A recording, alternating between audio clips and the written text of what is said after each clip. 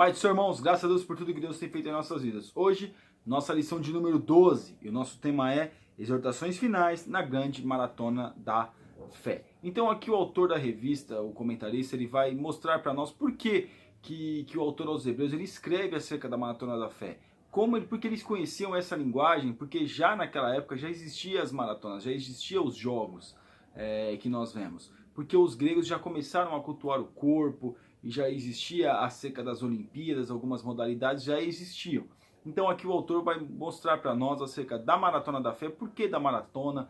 A maratona é um esporte que requer muito, mas muito mesmo, condicionamento físico do atleta, a alimentação tem que ser rigorosa, o preparo. Por quê? Porque, meus irmãos, correr não é brincadeira. A pessoa corre aí 10, 15, 20 quilômetros numa maratona. Para correr isso, ela tem que vir treinando meses e meses e meses e anos e anos e anos, porque é uma série de preparações, principalmente aqueles que competem mesmo para ganhar. Porque nós vemos a maratona de São Paulo aqui, a São Silvestre, nós vemos que as pessoas vão fantasiadas, mas tem os quenianos, tem aquelas pessoas de outros países, tem os profissionais que eles correm para ganhar. Então nós vemos que as pessoas não conseguem acompanhar, por quê? Porque não fazem o mesmo preparo que eles, não tem o mesmo condicionamento físico que essas pessoas têm. O condicionamento físico de uma pessoa que participa de maratona é um condicionamento diferenciado. E hoje nós vemos os médicos recomendando as pessoas correr, a caminhar. Mas eu sou crente, eu vou... Não, meu irmão, tem que se exercitar mesmo, porque isso pode te ajudar a combater muitas e muitas doenças. Mas o apóstolo Paulo diz que o exercício corporal para pouco se aproveita. Então, se aproveita para alguma coisa, se aproveita. O que não se aproveita nós fazemos coisas erradas, assistimos televisão, assistimos coisas que não prestam, colocarmos aquilo que não é de Deus diante dos nossos olhos. Cuidar do nosso corpo, não cultuar o corpo. Cuidar do corpo, cuidar da saúde, nós vemos que é real. Eu entrei nesse assunto, meus irmãos, por quê? Porque é uma realidade de nós hoje, nós temos que cuidar do corpo. Então aqui o autor, voltando à lição, o autor, ele vai mostrar por que da maratona. Texto áureo, Hebreus capítulo 12, versículo 1 diz assim: portanto, nós também, pois que estamos rodeados de um tão grande nuvem de testemunhas, deixamos todo o embaraço e o pecado que tão de perto nos rodeia e corramos com paciência a carreira que nos está proposta. Irmãos, o pecado nos rodeia, as coisas ruins nos rodeiam mesmo. E aqui nós vemos que o autor aqui, ele direciona esse versículo para o texto áureo, porque a carreira que nos está proposta. Qual é a carreira que está proposta a mim? Qual é a carreira que está proposta a você, irmão, a você, irmã? Qual é a carreira que nos está proposta? Cada um tem uma carreira que foi proposta. E o pecado que nos rodeia, ele quer que nós venhamos tirar o foco dessa carreira. Um maratonista, é claro que ele desanima, tem dia que ele não quer treinar, tem dia que ele não quer correr, tem dia que ele está desanimado, está cansado, mas ele está sempre buscando o melhor condicionamento físico. É assim também a nossa vida espiritual e a nossa verdade prática. Assim como o atleta cristão corre a grande maratona da fé, mas não como maratona como competição. Quem vai chegar na frente, quem vai chegar primeiro. Não, meus irmãos, a competição não é uma competição de quem vai chegar. Não, a competição é entre nós mesmos. Nós temos que procurar cada vez mais vencer os nossos limites da fé, nossos limites espirituais, o quê? Nos chegando mais na presença de Deus, nos colocamos mais na presença de Deus, em comunhão e súplicas com o Senhor. A nossa leitura bíblica em classe, que está em Hebreus 12, do 1 ao 8, do 13, do 15 ao 18, diz assim: portanto, nós também, que estamos rodeados de uma tão grande nuvem de testemunhas, deixemos todo o embaraço e o pecado que tão desperto nos rodeia e corramos com paciência a carreira que nos está proposta, olhando para Jesus, autor e consumador da fé, o qual pelo gozo que lhe estava proposto suportou a cruz, desprezando a afronta e assentou-se à destra do trono de Deus. Então, o autor aqui aos Hebreus aqui, ele escreve esse capítulo para quê? Para mostrar para os hebreus da época que estavam desanimados, que queriam desistir, que Jesus ele é autor e consumador da nossa fé. Ele colocou, olha, foi proposta uma carreira para nós não podemos desanimar, nós temos que olhar para quem?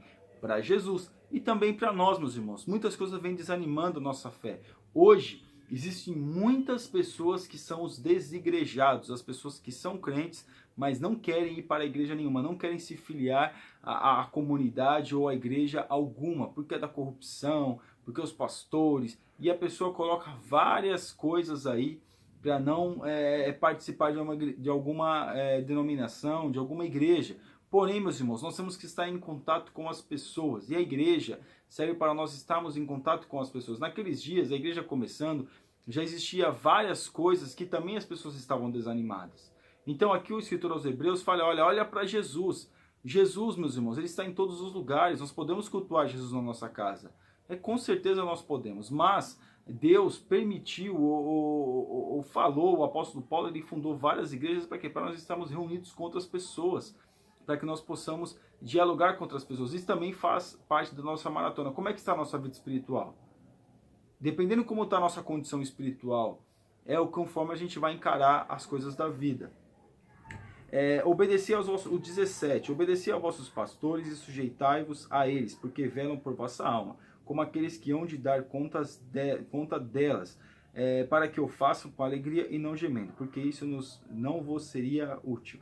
Irmãos, hoje as pessoas não querem mais se sujeitar aos pastores. Mas o pastor é muito folgado, que esse pastor... Irmãos, ser humano, onde tem ser humano, existe imperfeição. Onde existe ser humano, existem situações. Onde existe ser humano, existem discórdia. Mas é demais. Como pode essa pessoa fazer isso? Essa pessoa também é sujeita de erros. Mas nós temos que obedecer aos vossos pastores como o quê? Quando ele ensina dentro da palavra. Aí nós podemos obedecê-lo. Mas quando ele está ensinando fora, você tem um conhecimento não crítico. Não estou falando de pessoa crítica que critica tudo. Não. Uma pessoa que tem discernimento para discernir quando o pastor está falando acerca que pode, que condiz com a palavra, e quando não está falando, concorda conforme a palavra de Deus. E o 18, orai por nós, porque confiamos que temos boa consciência como aqueles que em tudo querem portar-se honestamente. Então aqui o autor dos Hebreus está colocando, vamos se juntar aí, porque as coisas estão acontecendo, a gente tem que se portar honestamente, vamos orar, orai por nós, nos ajuda aí, porque as coisas estão difíceis, então nós também precisamos de ajuda, a nossa vida nós precisamos de ajuda. A nossa introdução. Os 2 capítulos finais da carta aos Hebreus constituem-se como um dos mais fortes apelos exortativos de toda a epístola. A exortação que começa no capítulo 12 é que cada um corra a maratona da fé, que está proposta. A palavra grega agon, traduzida como carreira, tem o sentido de luta, conflito, no esforço e corrida. Então, meus irmãos, nós vemos o conflito, as situações, porque ali é conflitante para o atleta. Ali está correndo e às vezes dá vontade de parar, mesmo nos treinos, desanimado, mas ele tem que preparar cada vez mais. E não é porque e não é correr da maneira errada. Para você correr uma maratona tem que ser uma maneira certa, tem que ter um ritmo certo. Porque a pessoa que sai correndo desesperadamente, ela não consegue terminar a maratona. Ela não tem, e a pessoa tem que correr no ritmo certo e apertar o ritmo quando for necessário, principalmente para passar um adversário. Lógico, para nós não temos adversário, mas para nós melhorarmos a nossa condição espiritual, nós temos que sentir o momento de acelerar. Vai ter um momento que a gente tem que segurar, vai ter um momento de acelerar.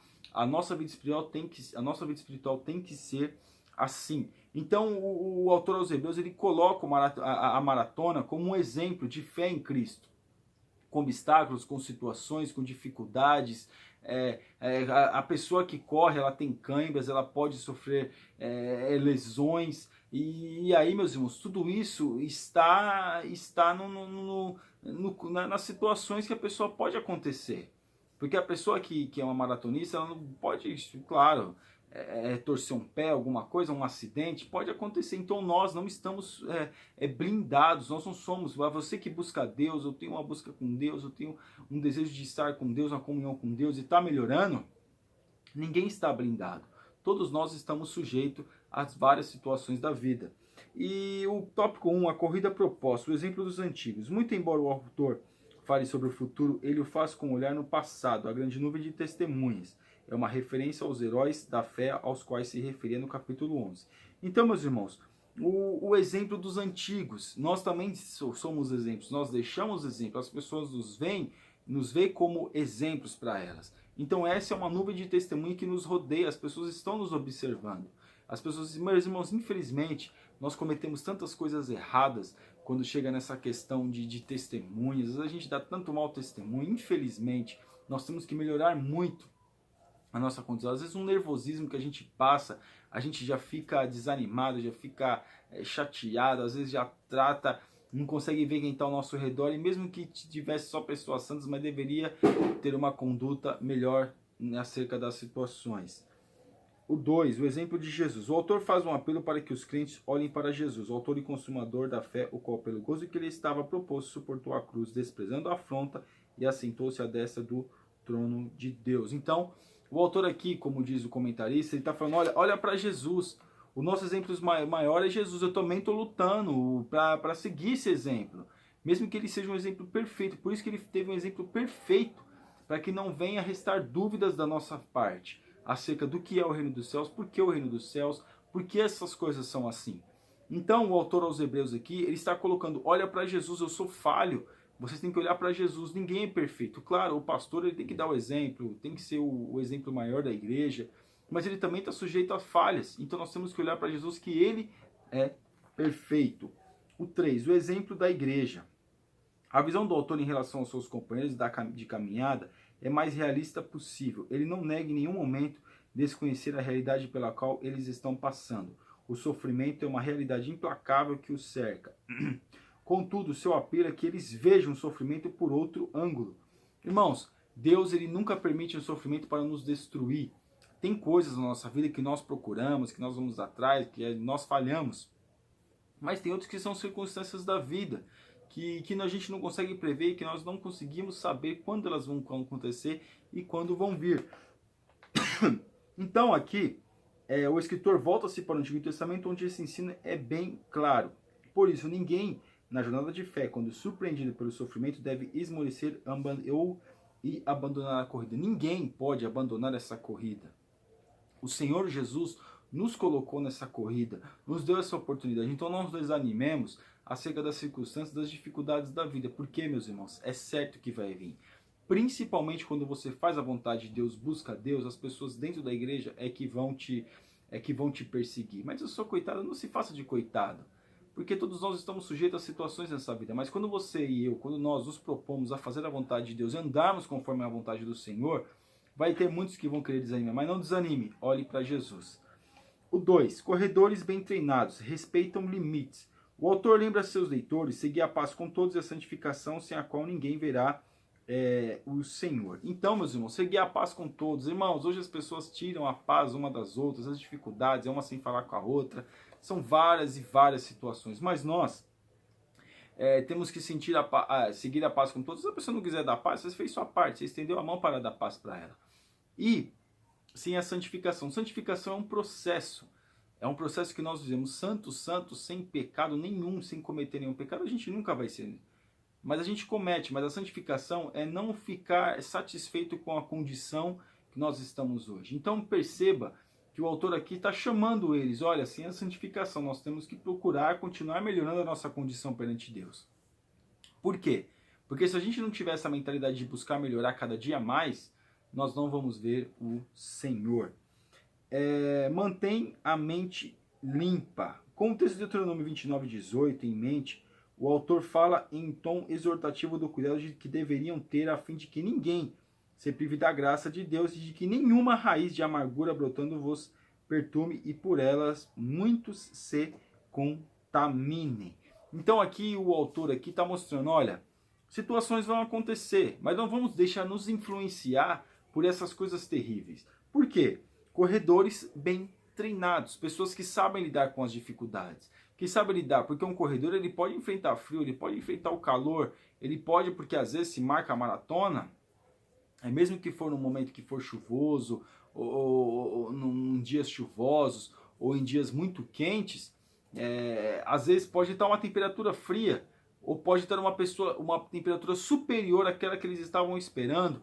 Então, várias situações podem acontecer numa maratona. Então, nós temos que também encarar da mesma forma. Aqui, manter a mente limpa, no sentido de que de caber encarar as coisas, as dificuldades, elas vêm para todos, mas cabe a nós como nós estamos encarando, como nós estamos enfrentando. Valorizam as coisas espirituais. O autor exorta seus irmãos de fé a valorizarem as coisas espirituais. Irmãos, nós valorizamos muito pouco as coisas espirituais. Na verdade, ainda mais hoje em dia, com a tecnologia avançada, não estou falando que a tecnologia é a culpa de os crentes não buscar a Deus. A culpa somos nós que não buscamos a Deus, não a tecnologia. Às vezes a tecnologia até nos ajudando, até isso nos ajuda em vários aspectos. Porém, cabe a nós buscarmos a Deus, falarmos com Deus, ter interesse na vida espiritual, ter interesse na comunhão, ter interesse na presença de Deus na nossa vida. O 3, a corrida final, exortações finais. Valorizar a liderança. Uma das exortações e advertências que mais se repete nesse capítulo é feita em relação a respeito devido aos líderes da comunidade cristã. Irmãos, hoje os líderes são desvalorizados. Claro, uma classe crescente de corruptos, de situações, de mercenários, de homens que estão dando um péssimo testemunho. Mas isso é para quê, meus irmãos? Isso são o cumprimento da palavra. A palavra já previa isso. E principalmente hoje. Então não cabe a nós, não podemos ter o luxo de achar que eu vou nada e virar um desigrejado. Todos nós já passamos por isso. Quem não teve vontade, às vezes, meus irmãos, de parar, quer saber? Vou cultuar em casa, que é tanta coisa, só palhaçada, desculpa o termo, mas é isso. Às vezes a pessoa chega no seu limite. Mas, meus irmãos, quem nos chamou foi Cristo, Senhor Jesus. Então nós temos que falar com Ele. Então nós temos que valorizar a nossa liderança. Por quê? Porque ela, de uma forma ou de outra, ela zela por nós. E cabe a nós também respeitar, porque ali foi constituído, mas ele é terrível, mas ele não sei o quê, foi o homem que colocou, mas com a permissão de Deus. O 2, valorizar a doutrina. Desde os primórdios, a igreja foi tentada a se desviar da verdade. Irmão, doutrina não é usos e costumes, mas sim é ordenanças da igreja, são uma pregação mais firme, mais consistente acerca do Senhor. Então, valorizar as doutrinas da igreja, saber, não ficar questionando. As pessoas questionam tudo hoje em dia, acham que sabe tudo, então pode questionar o que quiser. Mas às vezes as pessoas não conhecem. E aqui nós vemos que doutrinas falsas sempre estiveram à espreita. Aqui não foi diferente. Então, nós vemos que hoje tem vários tipos de doutrinas aí. A gente está falando de usos e costumes que não é doutrina, mas sim às vezes é o costume da comunidade, da igreja. Então aqui o autor está falando, olha, acerca das doutrinas, homens estão ensinando doutrinas falsas. Hoje nós vemos várias linhas teológicas, linha teológica da prosperidade, linha teológica disso, daquilo, vamos ficar rico, e várias questões são colocadas. Mas nós vemos que o que é a verdade? O que é a verdade, meus irmãos, é aquilo que nós já temos a noção. Buscar a Deus, se arrepender. Mas às vezes as pessoas, ao invés de se arrepender, preferem dar dinheiro para a igreja. Por quê? Porque segue aquela doutrina da prosperidade. Porque eu dou mais, então eu recebo mais também. Valorizar a adoração. Adoração não é hoje como as pessoas pensam que a adoração é canta um hino, levanta a mão e faz aquela cara de pranto e de choro. Não. Adoração é nós reconhecermos a presença de Deus, nos quebrantarmos, nos arrependermos. Quando Jesus está falando para a mulher samaritana, os samaritanos, eles iam, os homens, o povo, ia até o templo para poder reconhecer a grandeza do Senhor e se arrepender. Por isso que eles iam no templo uma vez por ano, esperando o sumo sacerdote oferecer o sacrifício, porque aquele dia era o dia de arrependimento. Dia de arrependimento de Deus, de fazer com que eles viessem ter a ligação acerca dos seus pecados. Deus, no Antigo Testamento, era uma vez só por ano que o sacrifício do perdão, e o Kippur, o dia do perdão, era feito. Hoje, todos os dias pode ser feito. Então a mulher samaritana, olha, pergunta, onde nós vamos adorar? Eles tinham 2 templos, um em Betel e outro em Dan, as extremidades, para que o povo daquela época, lá na época quando Roboão e Roboão dividiu o reino, ficou 10 tribos para Jeroboão, 2 para Roboão. Jeroboão fez 2 templos para que as pessoas não pudessem adorar em Jerusalém. Aí a mulher, mas nossos pais disseram que em Jerusalém. Aí Jesus fala, olha, haverá um dia em que os verdadeiros adoradores, os verdadeiros adoradores adorarão ao Pai em espírito e em verdade, ou seja, se quebranta, se adora, se busca e reconhece a soberania de Deus em todos os lugares. Então, adoração não é apenas levantar a mão dentro da igreja, quando está cantando um hino, e fazer cara de pranto e de choro, mas sim reconhecer o Senhor Jesus todos os dias da nossa vida. Nós louvarmos, nós cantarmos, isso é louvor, isso é o quê? Isso é elogiar a presença de Deus, mas adoração é quebrantamento e reconhecimento e convicção de pecado. A nossa conclusão, nessa lição, vimos que o autor se vale de uma metáfora, maratona praticada no mundo antigo, para através dela contrastar a grande corrida da fé. Quando alguns crentes davam sinais de cansaço e fadiga espiritual, o autor de Hebreus exortava-os a imitar os grandes campeões da fé. Ninguém vence uma corrida sem que para isso não tenha de sacrificar. O sofrimento é inevitável, mas o resultado é alcançado por aqueles que ousam perseverar é infinitamente recompensador. É recompensador para nós quando nós buscamos a presença de Deus, até mesmo aqui nessa terra já com a paz e sentindo a segurança do Todo-Poderoso. E também, com certeza, na eternidade. Amém, meus irmãos? Você ainda aqui no nosso canal está convidado a se assinar e que Deus te abençoe em nome de Jesus. Amém.